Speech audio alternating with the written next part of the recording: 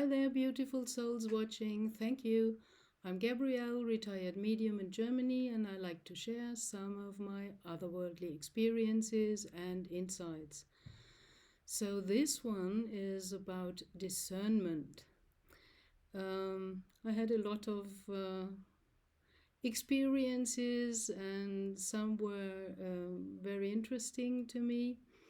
Like I sat in a development circle for mediumship for years and years with colleagues and other interested people, just to train via exercises our psychic senses. So one thing I'd like to mention is that one time it happened that with 5 or 6 people we were sitting there, and suddenly we all had the same perception, and we exchanged it afterwards, and everybody had the same thing he perceived. It was suddenly as if a giant telescope from outer space was coming down upon us sitting there in a circle in the room while we were working with our psychic senses and skills. And through this telescope, because every one of us looked kind of up with his inner eye to look who's on the on the other end of this giant telescope, and we all perceived kind of an image that was beings surrounding the planet Earth in space, and they were all holding their hands as if giving energy or guarding, safeguarding, and caring. And they were angels, and there were shamans, and there were nature beings, and I saw Native Americans. And I also saw a being that looked a little bit like Yoda, and some other beings I can't even describe, and I don't know what they are, but they all formed a circle around the earth, and they were caring and watching over earth. And they were watching us in our circle, testing and exercising there with energy, because the psychic senses use the energy from all around. And it was as if we were kind of producing as a group some kind of light there, and they were interested because suddenly there was popping up a light on earth, and they just wanted to have a look. Who is that? What are they doing? And we all felt a very benevolent look upon us, as if they are saying, oh yeah, fine, carry on, you're doing the right thing.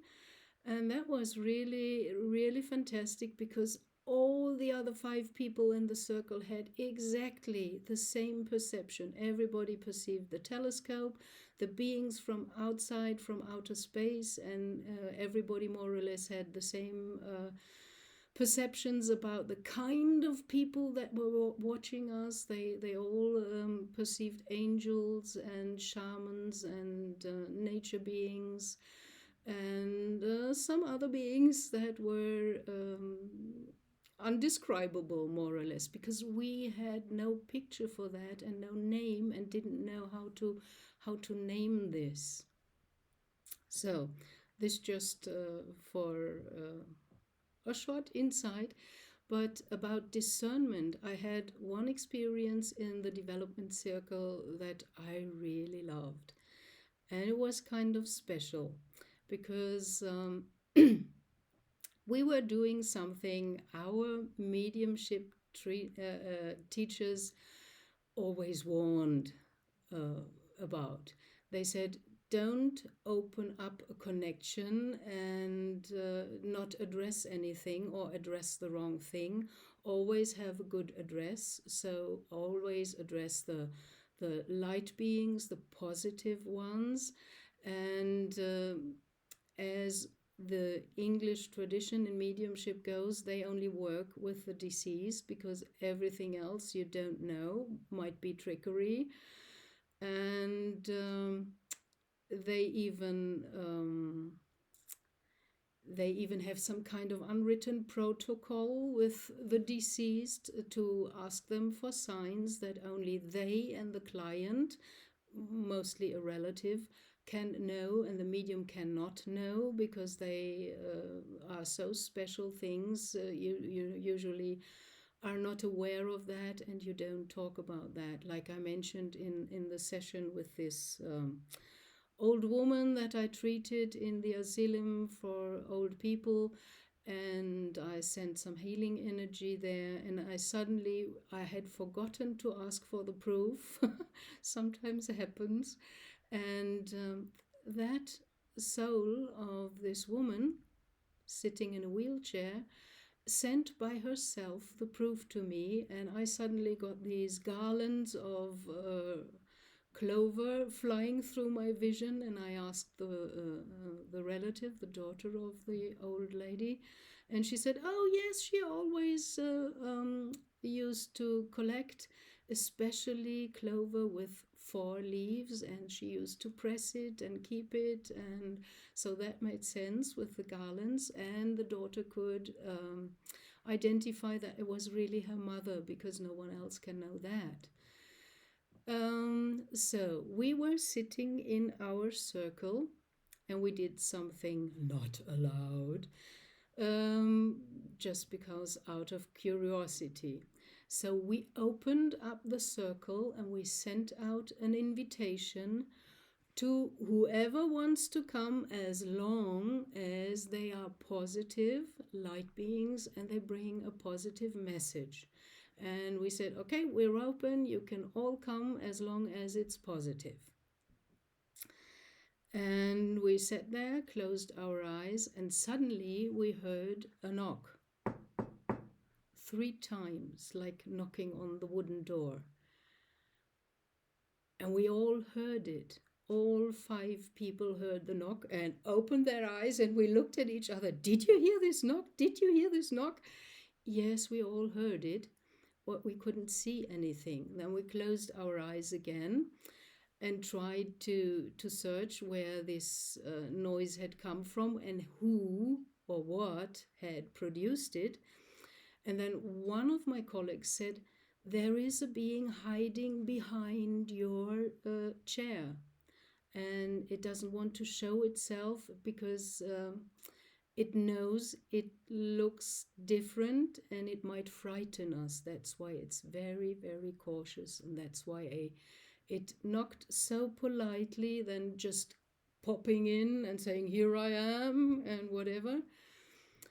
And that really touched me, because sometimes the spirits of the deceased, they have no manners. They are not polite. They're just whoop, coming up like that, very close, and coming with their problems. And sometimes I have to send them away and tell them, "Not now. Please come back at 8 o'clock or in the evening or at night when I'm going to sleep. Now I'm busy with other things and I just can't and I don't want to. Not right now." So this being was so polite, and even trying to imagine to be in our shoes, to think of it might frighten us, and that why it was knocking and wasn't showing itself. I mean, that was kind of special, and I reacted and I again spoke out loud the invitation, and I said, "Don't worry, we opened this circle to welcome every positive light being with a positive message. So no matter how you look, please be welcome, come and show yourself." And then it slowly, slowly moved out from behind of my chair and positioned itself in the middle of our circle, our development circle in mediumship, and we all could see the being. And it looked kind of strange, and I got why some people might get scared. I think it was a kelpie, a water being. It had kind of a wet body, and only the front part of the body was kind of remembering a horse, a water horse, something like that. But the fur or the body more seemed like from a seal, and it was all wet. and only the head and a bit of the shoulders and the arms, the four I don't even know extremities. They didn't look like legs from a horse or like hooves. They looked more like arms. Um, it was all wet and all dark and seemed to be this seal skin, and it even looked a little bit, like it wasn't that firm. Only the front part with the head was kind of solid, and the rest was kind of wobbling or waving around as if it's not a firm body. If it's made of energy or of water, it was kind of like a cloth moving in the water. And it looked a little bit like the rotten cadaver of a horse that had been too long in the water, something like that. So I got why it thought it might scare us. But the energy, you know, like just the first entrance, it was so polite and so gentle. And when it stood there in the middle of the circle, we asked, well, what kind of message do you have for us? What do you want to share with us? And then it steadily started dancing and moved the arms and was gliding around on the wet floor. And when it moved, lots of water drops were flowing around and shimmering and glowing in the air. And it was just a feeling of happiness, like dancing in the rain. And that was exactly the picture I got and the memory I got, because as a child, I remember an instance when I and my other sister, it started raining outside. We just took on our swimsuit and ran out and jumped around in the grass in the rain and just enjoyed the rain. You don't do that usually as a grown up. What a pity, because it's all about this joy, the first time seeing the sea, or the first time really consciously jumping around in the rain, something like that. It's about the first time you experience joy, as a child when you came to the ocean the first time. That's the greatest moment. And after that, it was never that great again. So it's about connecting with the first joy, with the first happiness, the first feeling of ease and dancing and moving and being happy.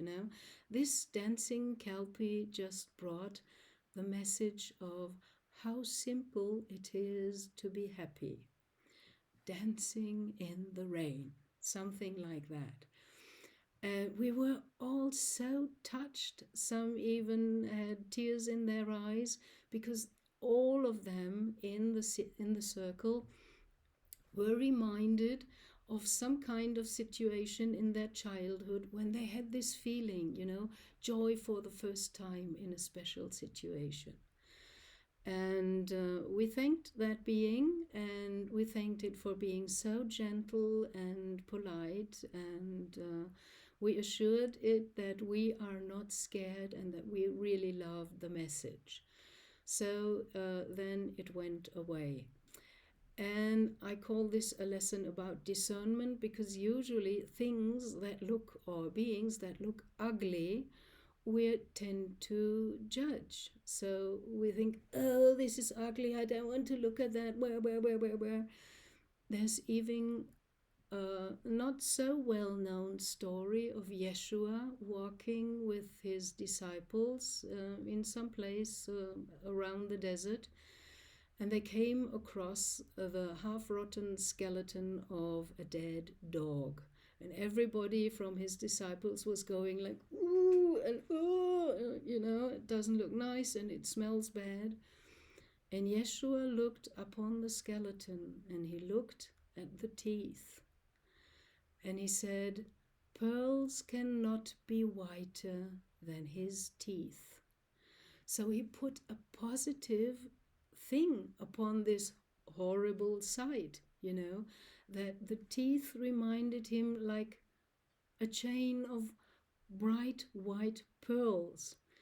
So I want to make this about discernment to remind all of us that we have these inbuilt, reactions like, ooh, disgust, and then we think it's ugly and we judge it, or it's scary.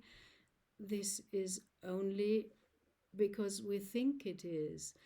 And you have to check. That's the second point in English tradition mediumship. If you can't verify the sender of a message, and it's difficult to identify an angel or a gnome or a fairy, whatever. I had an idea about this Kelpie because I once had a book from some British artists that were very good in drawing, and they drawed a lot of these beings from the ghost or spirit world, also some of the nature beings. And I had this book and I really bought it only because of the drawings, and I was a graphic designer, uh, not in my last life but in this life, but it feels like a last life. So I was interested in the drawing, and I recognized just this being. The others couldn't place it or name it. I recognized it from the book because there was that book was a drawing of a kelpie, and it looked nearly exactly like what I perceived. So don't judge if you see something that's maybe ugly or scary. Have a second look, and have this second look on the energy of the being. So, the great lesson is not everything that looks beautiful is also beautiful inside. Sometimes things that don't look very beautiful from the outside can have the most beautiful and gentle energy and message for you from their inside. And that's also a reminder for me because some of the ETs, especially these Nordic looking blondes, 3 meter, and they are drop dead gorgeous. And it's very easy to fall for them and admire them, kind of like angels. And the positive ones, they don't want that, but they are advanced, they have a lot of technology, and they can wipe your memory, or they can make you see things that are not what is really there in front of you, because they are so advanced in their consciousness. They can just send out a picture and make you see that picture, and you don't see what's behind the picture. And that's so interesting because I remember I just discovered this kind of new channel. To me, it was new, although I knew the people. It's called Metaphysical Channel, and it's Rob Counts who's doing the research on facts and legends and stories and history, whatever he can collect by research. And the other guy is John Vivanco, a very good and experienced professional private remote viewer. And they mix together Rob with effects and John with his remote viewing insights. And it's always really interesting, the kind of information and the cases they explore. And I remember that he once told the story about remote viewing the alien called Skinny Bob. There are some videos about Skinny Bob in the internet to find, and it was an ET that survived a crash and was kind of guest or maybe prisoner, I don't know, to some kind of secret government organization. And I don't know how Rob Vivanco got tasked on that, or whether he did it himself with his group. And he remote viewed that entity called Skinny Bob. And the first time he approached him, he came in contact, and that being asked him some questions and gave some answers and so on. And he asked questions to get information. And then sometime later, he came back again several times to the same being, Skinny Bob, and trying to get information via remote viewing. And when he came the third time or so, that being just sent the telepathic thought to him, "You again?" And then suddenly there appeared another image, and John Vivanco could not get through the image. It was kind of like a beach scene, wonderful, beautiful, but it was kind of closed, and he could not any longer have contact and question the consciousness or the mind of that being, because I mean, if you're a prisoner in some government secret facility, and a remote viewer comes visiting you and asking questions and questions and questions, after some time you get bored, because it's maybe helping the other one, the remote viewer, to get more information, but you're still stuck there as a prisoner or kind of host or guest, whatever you want to call that, and you can't get out. So I can understand that this being was kind of, oh, a bad word, pissed off, and didn't want any more questions. But I found it so interesting that John shared this experience, because it just proved to me that not everything we see is really the end vision or the right thing. We have to really sometimes work through it, or sometimes it's just a picture that's blocking you because the other party does not want to engage. And that's okay, because it's all based on free will. At least to me, that's okay. So try to watch your discernment. Not everything beautiful might be beautiful inside, and vice versa. Not everything ugly outside might be ugly inside. So I'm kind of hesitant, and I still keep some kind of distrust to some of the ETs, because I'm not sure about them. I don't buy into this new age kumbaya lullaby, just sit back and relax and you get saved.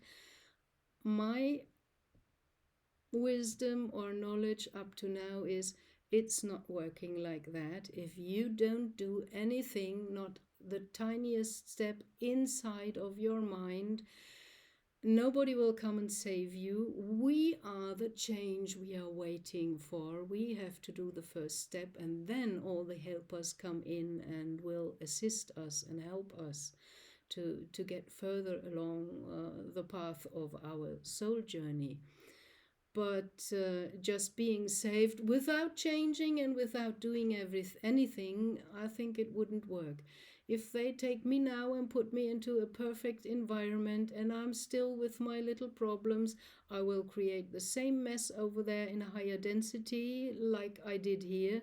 So I have to change inside as well. And without that, it would not work. That's why they don't do it. They just don't take us and put us somewhere in heaven and everything is fine. No, we have to understand what went wrong, where we took a bad choice or whatever, or took the wrong direction, to correct it and not get stuck there thinking, oh, I'm doing something wrong, I don't get it. That's also not helping. Just acknowledge, okay, I'm wrong here, and then where do I want to go? It's always, what do you want? So I want to leave you with that, and give an idea about using discernment a bit differently and broaden up the horizon or the perspective and the mind view. Wish you all the best, dear souls. Thank you for watching. Blessings, love and light onto your path, and have a good time. Bye.